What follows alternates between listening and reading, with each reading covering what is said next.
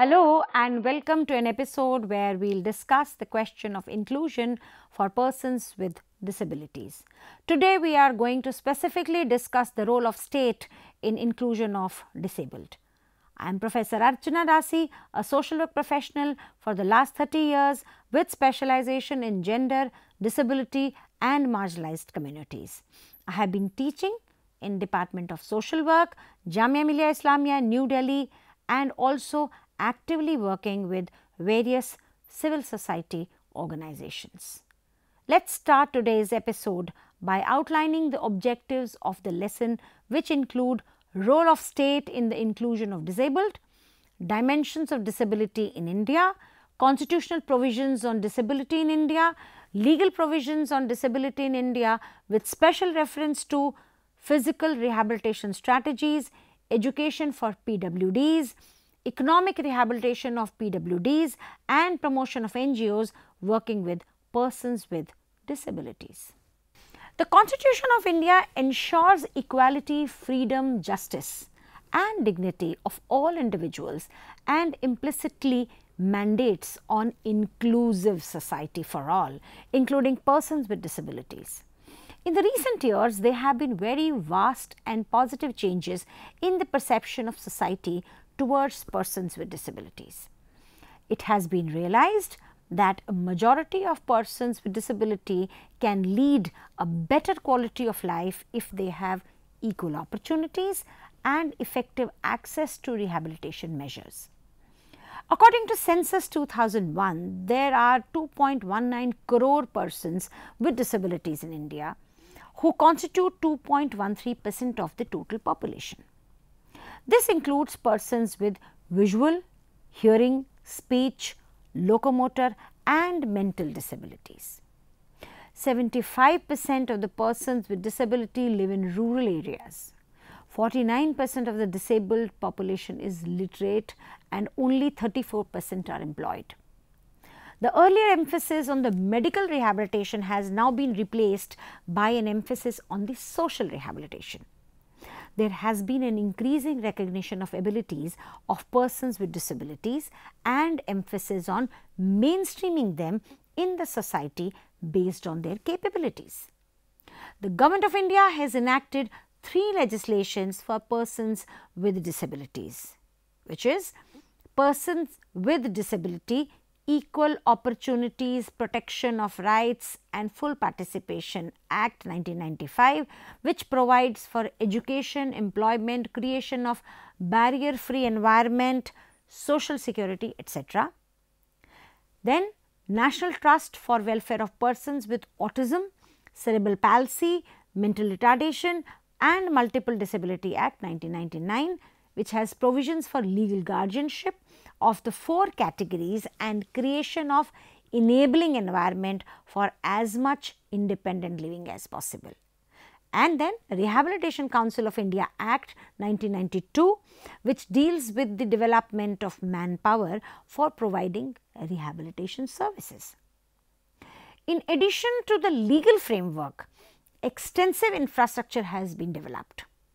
7 national institutes are working for development of manpower in different areas, namely Institute for Physically Handicapped located in New Delhi, National Institute of Visually Handicapped in Dehradun, National Institute of Orthopedically Handicapped in Kolkata, National Institute for Mentally Handicapped Secunderabad, National Institute for Hearing Handicapped Mumbai, National Institute of Rehabilitation, Training and Research, Cuttack, National Institute for Empowerment of Persons with Multiple Disabilities, Chennai.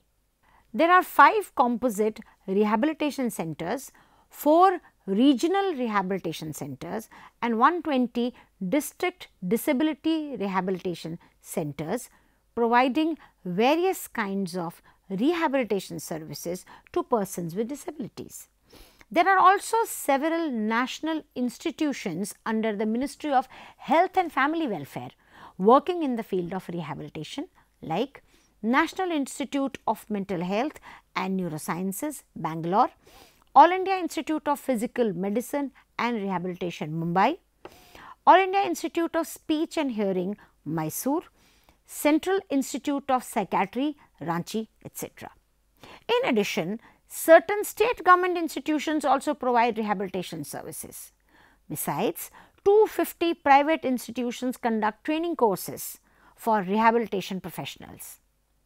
National Handicapped and Finance Development Corporation, NHFDC, has been providing loans on concessional terms for undertaking self-employment ventures by persons with disability through state channelizing agencies. Panchayati Raj institutions at village level, intermediary level and district level have been entrusted with the welfare of persons with disabilities. India is a signatory to the Declaration on the Full Participation and Equality of People with Disabilities in the Asia Pacific region. India is also a signatory to the Bivako Millennium Framework for Action towards an Inclusive, Barrier-Free and Rights-Based Society. India is currently participating in the negotiations on the UN Convention on Protection and Promotion of the Rights and Dignity of Persons with Disabilities. Now, let us look at the dimensions of disability in India. As per the census 2011, the differently abled population in India is 26.8 million. In percentage terms, this stands at 2.21%. There has been a marginal increase in the differently abled population in India, with the figure rising from 21.9 million in 2001 to 26.8 million over the period of 10 years. As per the census 2011, there are 14.9 million men with disabilities as compared to 11.9 million women in the country. The total number of differently abled people in over 18 million in the rural area and just 8.1 million enumerated in the urban settings.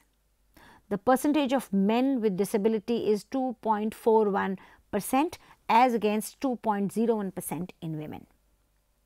Social group wise analysis shows 2.45% of total disabled population belongs to SC scheduled castes, 2.05% to the scheduled tribes and 2.18% to other than SC ST.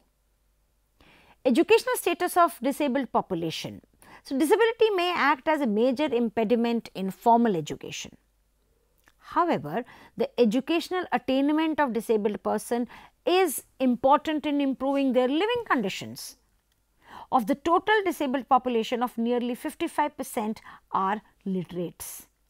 Out of the male disabled population, 62% are literates and among the female disabled, 45% are literate. Employment status of the disabled population, 3.13% for empowerment of the disabled population. The attainment of education and participation in economic activity are extremely important. The work status of disabled person by sex, by residence and by type of disability and the attributes of disabled non-workers are discussed here now. And we will see various aspects of their participation in the economic activity. The census 2011 highlighted that nearly 1/3 of the total disabled persons are working. At all India level, 36% of the total disabled persons are workers. Among the male disabled persons, 47% are working and among female disabled, only 23% are working. In rural India, 25% of the female disabled are working, while in urban India, the corresponding figure is 16%. Now, let us look at the constitutional provisions on disability in India. The Constitution of India provides ample scope for development of legal instruments to protect the rights of the disabled person. Some of the major constitutional provisions facilitating supportive provisions on disability in India are delineated in the coming para.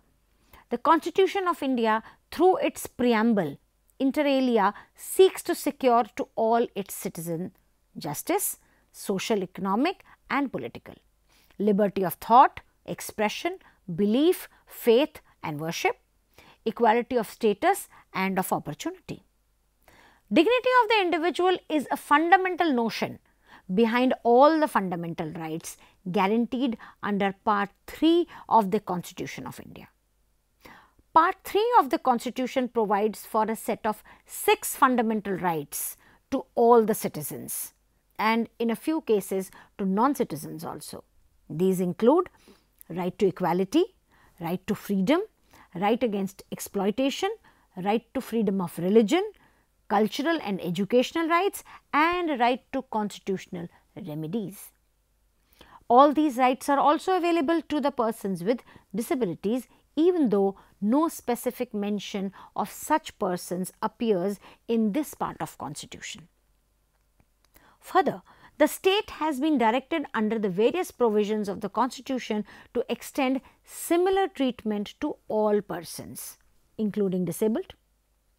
Article 41 of Constitution of India declares that the state shall, within the limits of its economic capacity and development, make effective provision for securing the right to work, to education and to public assistance in cases of unemployment, old age, sickness and disablement, and in other cases of undeserved want. Article 46 lays down an obligation on the state to promote with special care the educational and economic interests of the weaker sections of the people and protect them from social injustice and all forms of exploitation. Indian Constitution, while distributing legislative powers between state and centre, kept the disability issue in the state list. Relief to the disabled is a state subject by virtue of entry number 09 of list 2 of the Constitution of India. Article 249 of the Constitution empowers the Parliament to legislate on any subject falling in any list in order to fulfill its international obligations. Legal provisions on disability in India. Some of the important acts enacted by the Government of India for the welfare of persons with disability are listed in the coming section. The Mental Health Act 1987. This was an act to consolidate and amend the law relating to the treatment and care of mentally ill persons, to make better provision with respect to their property and affairs and for matters connected therewith or incidental thereto. Superseding the Mental Health Act 1987, Government of India passed the Mental Health Care Act 2017 on 7th April 2017 with an objective to provide for mental health care and services for person with mental illness and to protect, promote and fulfill the rights of such persons during delivery of mental health care and services and for matters connected therewith or incidental thereto.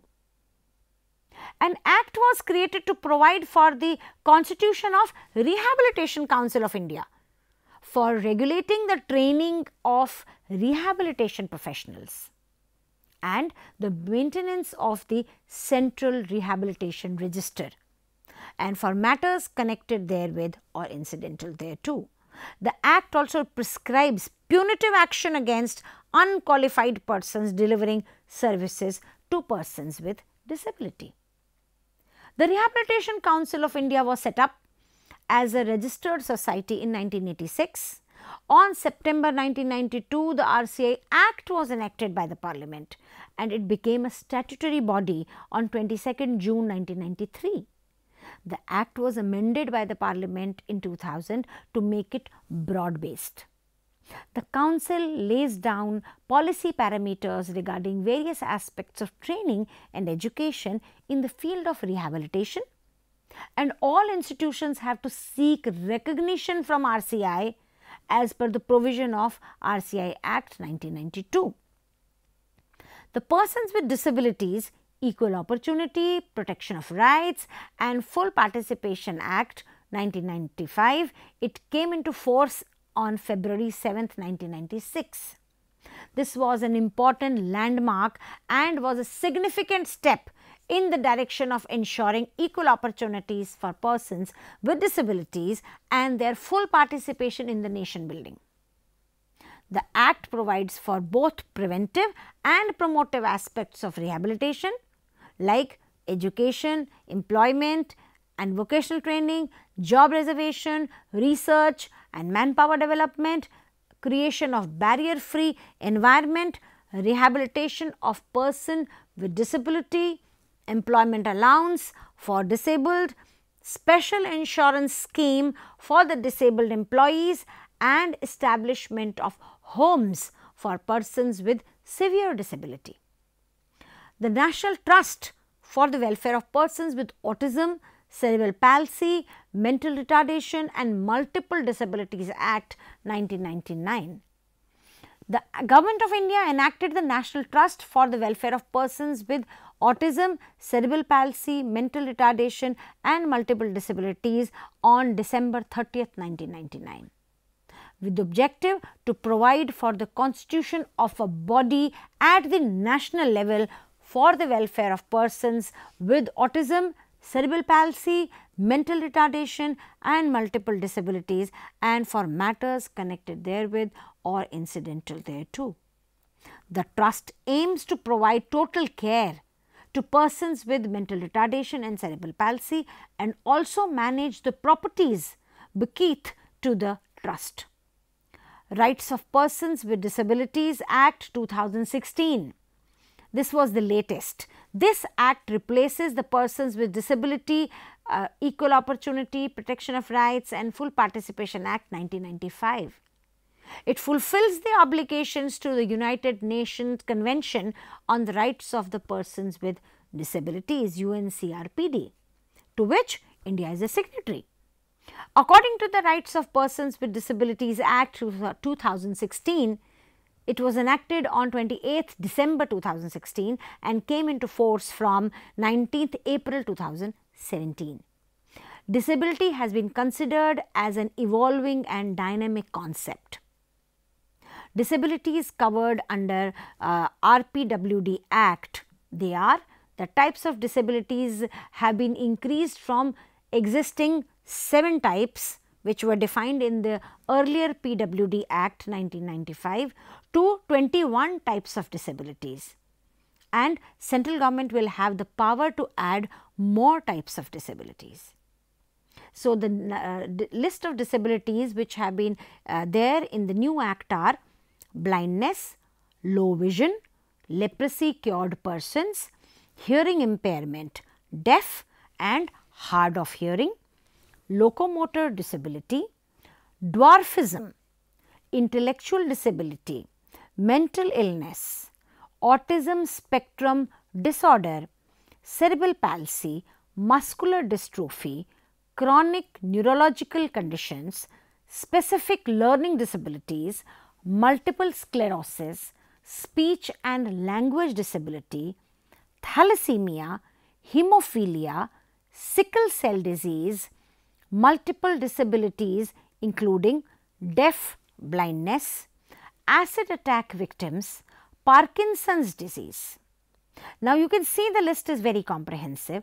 According to the Rights of Persons with Disability Act 2016, person with disability means a person with long-term physical, mental, intellectual or sensory impairment, which in interaction with the barriers hinders his full and effective participation in society equally with others, and persons with benchmark disability means a person with not less than 40% of a specified disability, where specified disability has not been defined in measurable terms, and includes a person with disability where specified disability has been defined in measurable terms as certified by a certifying authority.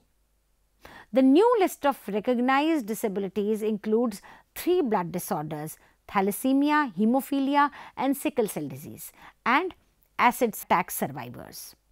Intellectual disability, Parkinson's disease, cerebral palsy, dwarfism and autistic spectrum disorders also find place in the list. This inclusion will help more people to have access to government schemes and facilities intended for the welfare of disabled people in India. The RPWD Act 2016 also provides for creating institutional infrastructure to support the needs of persons with disabilities. So, setting up of special courts in each district has been mandated. These courts will handle the cases related to the violation of rights of disabled people. In addition, state governments will set up district level committees and a separate state fund for the welfare of PWDs. Similarly, a national level fund will also be set up. So, this historic legislation is a cornerstone of evolution of jurisprudence on the rights of persons with disabilities in India. Now, let us have a look at the main provisions under the RPWD Act 2016. The first thing, physical rehabilitation strategies. In this, the first topic is early detection and intervention. Early detection of disability intervention through drug or non-drug therapies helps in minimizing of impact of disability. Therefore, there will be emphasis on early detection and early intervention, and necessary facilities will be created towards this end. Government will have to take measures to disseminate information regarding availability of such facilities to the people, especially in the rural areas. Then counseling and medical rehabilitation. Currently, rehabilitation services are largely available in urban areas. Since 75% persons with disabilities live in rural areas, the services run by professionals will be extended to cover uncovered and unserved areas. Privately owned rehabilitation service centers shall be regulated for maintenance of minimum standards which shall be laid down. To expand the coverage in rural and unserved areas, new district disability rehabilitation centers will be set up with support from state government. The National Rural Health Mission, through accredited ASHA health activists, the ASHA workers, addresses the health needs of rural population, especially the vulnerable sections of the society. The ASHA inter alia will take care of the comprehensive services to the persons with disability at the grassroots level. Now, assistive devices. Every year through national institutes, state governments, DDRC and NGOs, persons with disability are provided with devices such as prosthesis and orthosis, tricycles, wheelchair, surgical footwear and devices for activities of daily living. Learning equipments such as braille, writing equipments, dictaphones, CD players, tape recorders. Low vision aids, special mobility aids like canes for blind, hearing aids, educational kits, communication aids, assistive and alerting devices and devices suitable for persons with mental disabilities. The availability of devices will be expanded to cover uncovered and under-serviced areas. Then development of rehabilitation professionals. Now, human resource requirement for rehabilitation of persons with disability will be assessed and development plan will be prepared so that the rehabilitation strategies do not suffer from lack of manpower. Now, education for persons with disabilities. So, we have this Sarva Shiksha Abhiyan, which was launched by government and has the goal of 8 years of elementary schooling for all children, including children with disabilities in the age group of 6 to 14 years by 2010. Children with disabilities in the age group of 15 to 18 years are provided free education under Integrated Education for Disabled Children IEDC scheme. Under SSA, a continuum of educational options, learning aids and tools, mobility assistance, support services are being made available to students with disabilities. This includes education through an open learning system and open schools, alternative schooling, distance education, special schools wherever necessary, home-based education, itinerant teacher model, remedial teaching, part-time classes, community-based rehabilitation and vocational education. IEDC scheme implemented through the state governments, autonomous bodies and voluntary organizations provides 100% financial assistance for various facilities like special teachers, books and stationery, uniform, transport, readers allowance for the visually handicapped, hostel allowance, equipment cost, removal or modification of architectural barriers, financial assistance for purchase or production of instructional material, training of general teachers and equipment for resource rooms.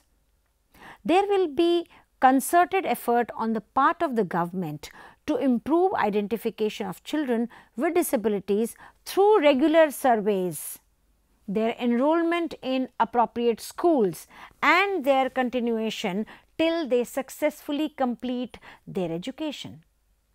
The government will endeavour to provide right kind of learning material and books to the children with disabilities, suitably trained and sensitized teachers and schools which are accessible and disabled friendly.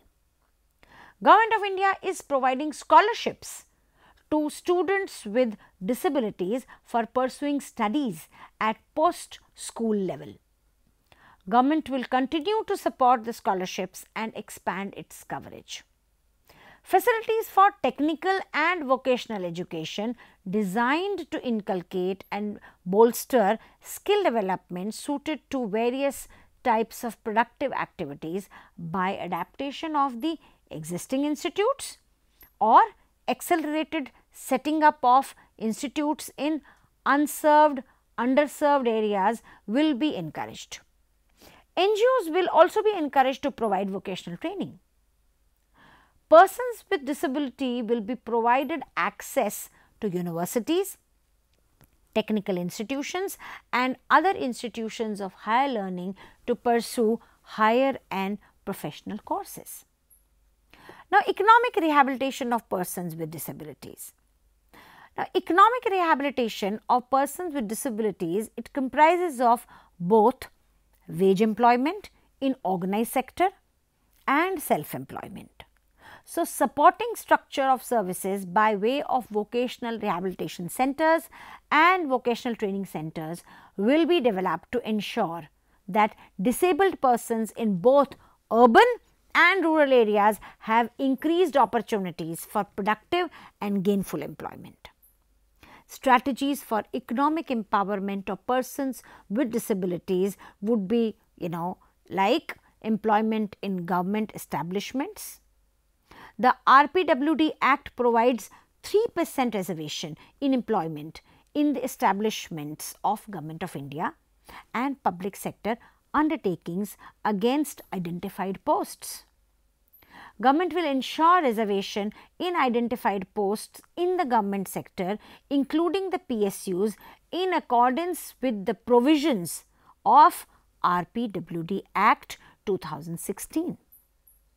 Now, wage employment in private sector. So, development of appropriate skills in persons with disabilities will be encouraged for their employability in the private sector. For this, vocational rehabilitation and training centers engaged in developing appropriate skills among persons with disabilities keeping in view their potential and abilities, will be encouraged to expand their services. Considering rapid growth of employment opportunities in service sector, persons with disabilities will be encouraged to undertake skill training suitable to the market requirement. So, proactive measures like incentives, awards, tax exemptions, etc., will be taken to encourage the employment of the persons with disability in the private sector. Then comes the self-employment. Considering slow pace of growth in employment opportunities in the organized sector, self-employment of persons with disabilities will be promoted. Now, this will be done through vocational education and management training. Further, the existing system of providing loans at softer terms from the NHFDC will be improved to make it easily accessible with transparent and efficient procedures of processing. The government will also encourage self-employment by providing incentives, tax concessions, exemption from duties, preferential treatment for procurement of goods and services by the government from the enterprises of persons with disabilities. So, priority in financial support will be given to the self-help groups, that is the SHGs, which are formed by persons with disabilities. The government would also like to promote the non-governmental organizations who are working with the disabled. So, the national policy recognizes the NGO sector as a very important institutional mechanism to provide affordable services to complement the endeavors of the government. The NGO sector is a vibrant and growing one. It has played a significant role in the provisions of services for persons with disabilities. Some of the NGOs are also undertaking human resource development and research activities. So, government has also been actively involving them in the policy formulation, planning, implementation, monitoring, and has been seeking their advice on various issues relating to persons with disabilities. So, interaction with NGOs will be enhanced on various disability issues regarding planning, policy formulation and implementation, networking, exchange of information and sharing of good practices among NGOs will be encouraged and facilitated.